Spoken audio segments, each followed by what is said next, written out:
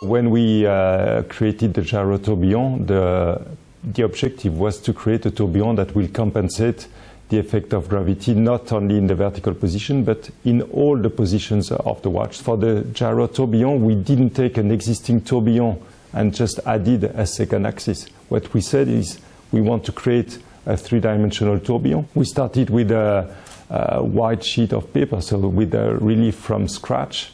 And we set the objective, and thanks to the computers, we could design something three-dimensional. And also, for the first time, we started to use computer simulation to see how all the parts would work together.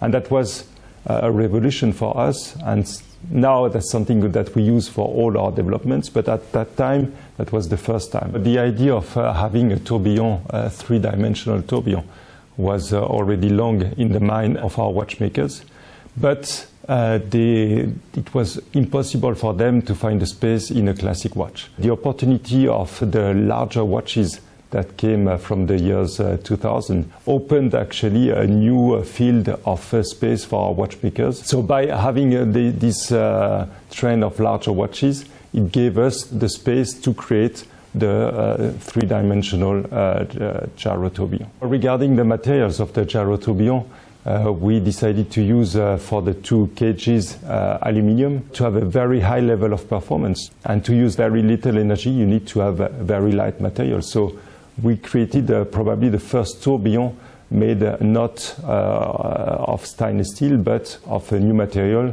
That was the aluminium, and today we haven't found anything better than the aluminium. The difference between the gyro 1 and gyro 2 is in gyro 2 we increased the frequency, so we went up from 3 Hz to 4 Hz.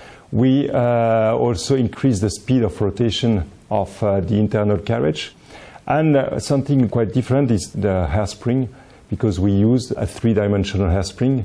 Our watchmakers noticed that in a gyro tourbillon 1 there was space available inside the carriage. That's how they came to the idea of using the cylindrical hairspring that is used in the marine chronometers. And regarding the latest gyro tourbillon, so the gyro tourbillon 3, it's a flying tourbillon, so there is no more bridge on top of the tourbillon.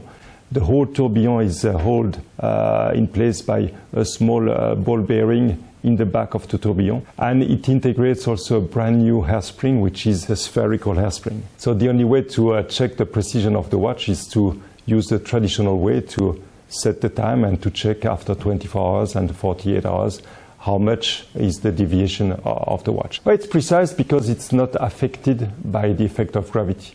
As everything turns on two axes, the balance will take any position at any time. So the amplitude of the balance wheel remains totally constant. And if you have a constant amplitude in a watch, then you have also a constant precision.